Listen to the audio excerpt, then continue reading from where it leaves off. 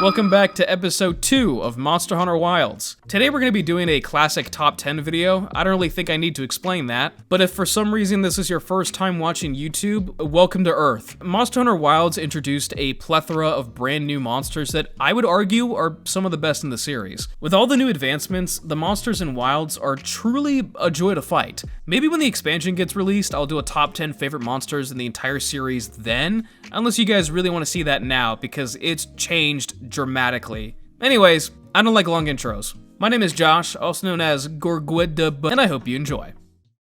At number 10 is Gravios. I thought only new monsters would be on this list, but I was wrong because they did my man Gravios justice. He's chunky, he's tough, he's fun, and I finally got to use his hammer again. I can't tell you how much I missed this hammer. I used it all the time back in 4 Ultimate. One of the issues I mentioned in my previous video, if you want to watch that, is how short the fights are now. I can defeat a big monster in about like 6 to 7 minutes, but Gravios takes about 15-ish minutes. I wonder why? Like many of the older monsters, Wilds did a great job of giving them new attacks or mechanics that make them feel fresh, but they still have that core of what makes them that unique monster. Gravios is that perfect example. He still has his trademark attacks like the heat beam, gas burst, and rushes that take advantage of his size and weight, but now he also keeps his poison gas that only his juvenile form Basarios would have. He can manipulate his beam attacks in ways he couldn't do before or only his subspecies could do, so he's kinda like the full Gravios experience into one. Add on some new attacks, and we have the new and improved Volcanic Juggernaut. Gravios' main concept is defense and big boy damage, and if you're not using a weapon that can bypass his armor, like say the Switch Axe, you're gonna have a tough time. Every monster has a weak point, but Gravios is one of the few monsters where it's necessary knowledge to know in order to effectively take him down. That's his stomach, by the way. And you can weaken his legs and other body parts with wounds, but it'll take much longer than with other monsters. Still, I love this fight. He's an iconic monster in the franchise for me that before I thought was alright, but now he's one of the best, and he's a great addition to Wilds. The new class of monsters Wilds introduced was cephalopods, and one of these new monsters is Zoh, an octopus-like creature with a rather disturbing array of jagged teeth. Reminds me of my ex-wife. Zoh is one of the most agile monsters in the game, which was a surprising factor I didn't expect. Zoh, like an actual octopus, will squeeze inside cracks to catch hunters by surprise from a different angle, or when traveling to a different area. And it's those details like that that make a monster stand out to me. Now, in combat, Zoh can secrete this golden mucus which he can harden at the end of his tentacles. He'll overwhelm you with his reach and agile slashes or straight up launch his mouth at you for insane damage. He even has one attack that looks very similar to Marigo's Wet Nurse from Bloodborne, and it wouldn't be my video if I didn't mention Bloodborne or any of the From Software games at least once. Monster Hunter Wilds, I would argue, is a faster-paced game than the others, and not like Rise, but Zoh challenges that speed to the max. Even for a cephalopod, he's got this alien-like design that honestly doesn't really make any sense in the environment he's found in.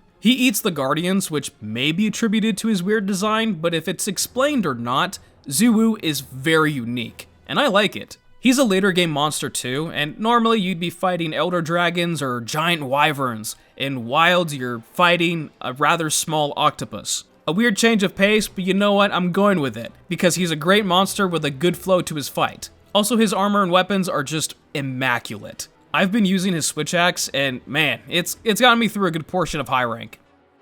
At number 8 is the final boss, Zoh Shia. Now, I would definitely put this monster higher if 1, it wasn't a one and done fight, and 2, if it had any equipment. I know it's explained, I know they're planning something here, he's artificial, whatever, but regardless, this encounter still feels incomplete to me. Doesn't matter because Zoh Shia is one of the best fights in the game. Now, if this is your first Monster Hunter game, let me break it down for you. Usually in every single base game and the expansions, there's a final boss. In the older games, there is a boss for the village, and then there was a boss in the hub online area. To give you a more modern example that follows Monster Hunter Wilds style, Monster Hunter World had Xeno'jiiva in the base game, and in Iceborne, it was Shara Ishvalda.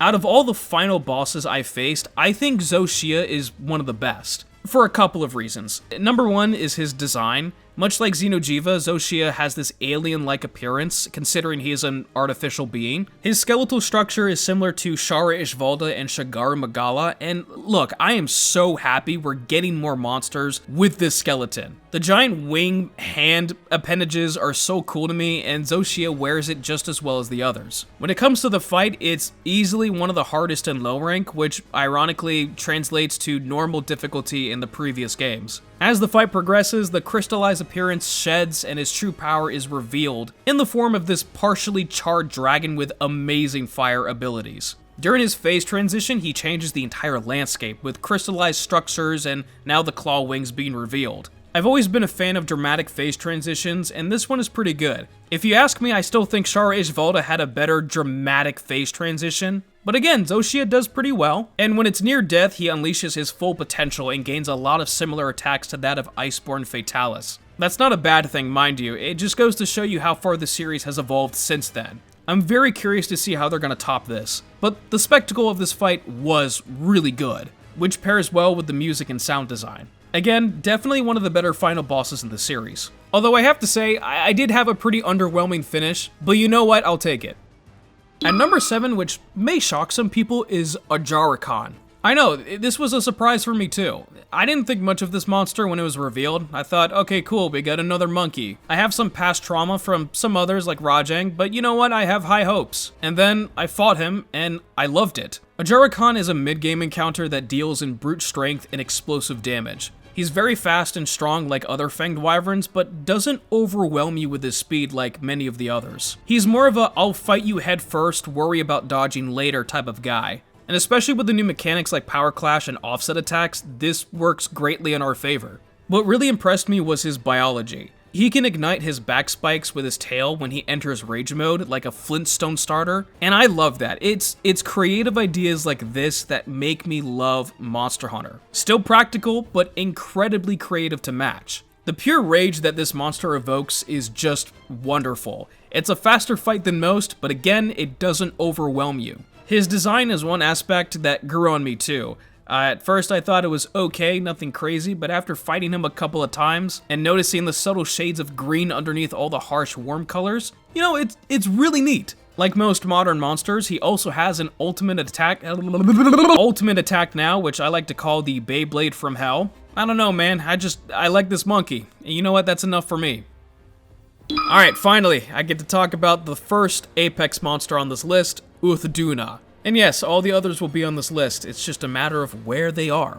Uth Duna is the apex monster of the Scarlet Forest who can only be encountered during the downpour season. It's during this time that his territory increases due to the large amount of flooding. You know, at first I thought Uth Duna would be too similar to Namiel, an elder dragon from Iceborne, but thankfully they're quite different. I mean, hopefully you see where I can find the similarities. Those huge water tendrils kinda look like Namiel's wings. Anyways, each apex has their own unique abilities that they use differently throughout combat. Uth Duna is a leviathan with the ability to create a water veil using its long tendrils. When this veil is active, Uth Duna will take less damage from hunters, but also be a bit slower. The idea here is to destroy each individual veil or deal enough damage in general to revert Uth Duna to its normal state. Here it's faster, and with the rising water levels, Uth Duna is a surprisingly agile monster for having such a chunky body. I don't know why, but he kinda reminds me of the Deku Toad from Twilight Princess. I know there are no similarities here, but that's where my mind went, apparently. Having a defensive veil as a main mechanic is really cool. Unlike Gravios, it's not a sharpness issue, you just do less damage, and that's it. The less damage is indicated by the blue numbers, which is nice to know.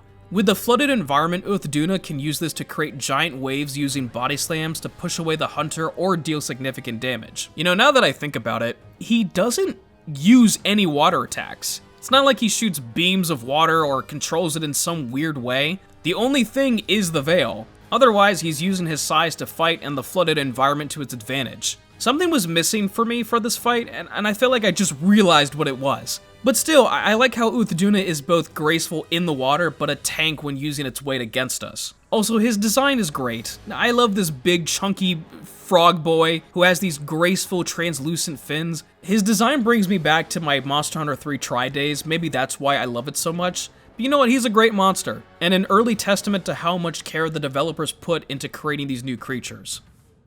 If you ask me personally, I don't think there's much you can do to ruin Gore Magala. He is one of the coolest designed monsters in the series, and he looks glorious in Wilds. Also, his weapons and armor are just, after so many years of not knowing what type of monster he is, they finally classified him as a demi-elder dragon. And he lives up to that name too. Using the Frenzy virus, Gore Magala has infected the monsters of Ice Shard Cliffs, making them abnormally aggressive and hostile. That's Gore Magala's most unique trait and what makes him one of the most unique monsters in the entire series. His ability to spread this plague that disrupts the order of nature is really cool, and the fact that there's an entire system based on his abilities is a testament to how dangerous he is. Gore Magala himself is a hyper-aggressive monster too, and during his fight he launches an onslaught of frenzy attacks to infect the player. You'll experience some debuffs if you can't overcome the virus, but if you do, you gain buffs instead. This might be a suggestion to Apex monsters coming back. I know a lot of you wouldn't like that, but you know what, I hope so, because I do kinda miss them.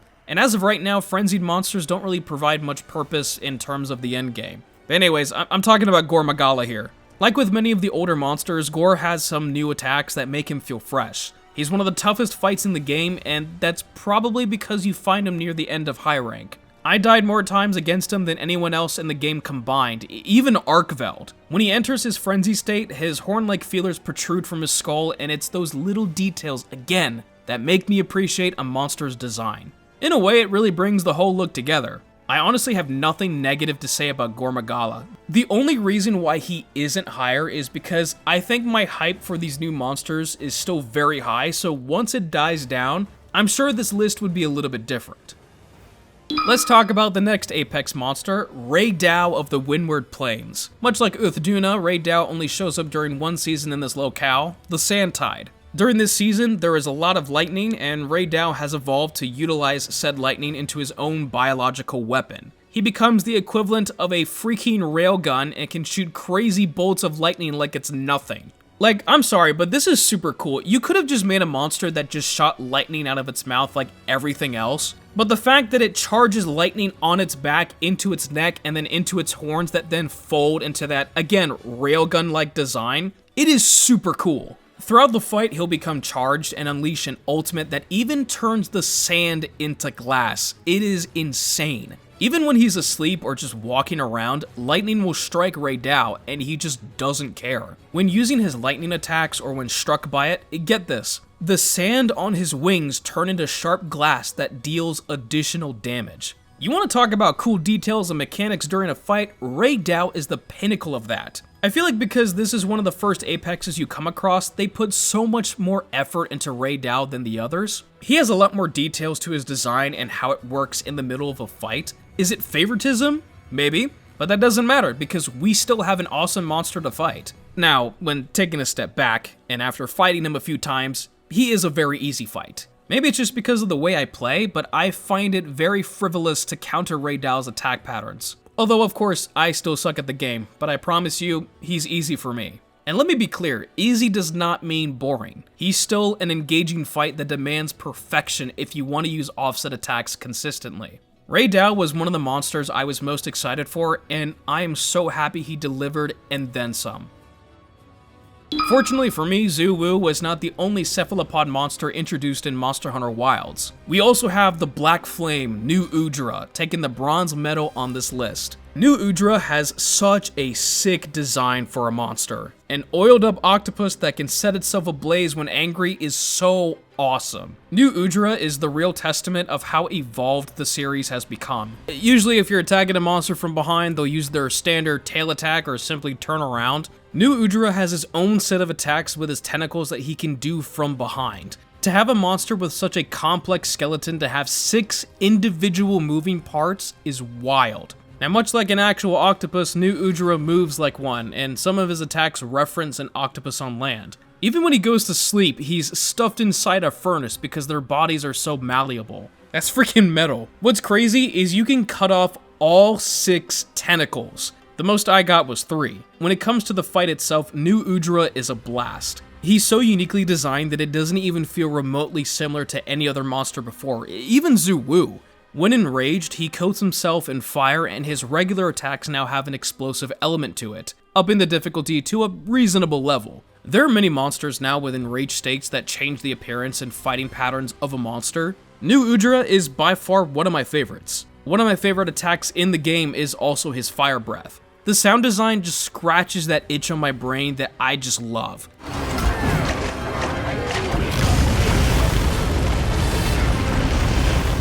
In general, I know I haven't mentioned it at all really, but the sound design in Wilds is top tier. I'm still debating on whether or not I want to make a video talking about the absurd complexity of the monsters when compared to other video games, but if I do, the sound design will definitely be something worth mentioning. I'll admit, it's weird having a primarily water creature in a game with no water combat, but to change it up so much, where it not only lives in the complete opposite environment, but uses oil and fire and have it make sense is super cool.